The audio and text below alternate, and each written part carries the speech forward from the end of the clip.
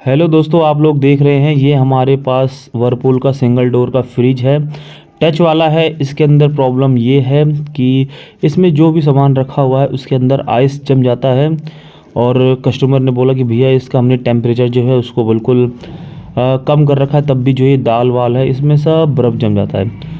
तो आपको मैं बता दूं इस कंडीशन में क्या होता है कि इसका जो टच वाला जो थर्मोस्टेट है वो ख़राब हो जाता है। उसमें आपको पीसीबी और सेंसर चेंज कर देंगे, आपकी प्रॉब्लम सॉल्व हो जाएगी। सो गाइस, चैनल को लाइक सब्सक्राइब फॉलो करके हमें सपोर्ट करते रहें प्लीज़।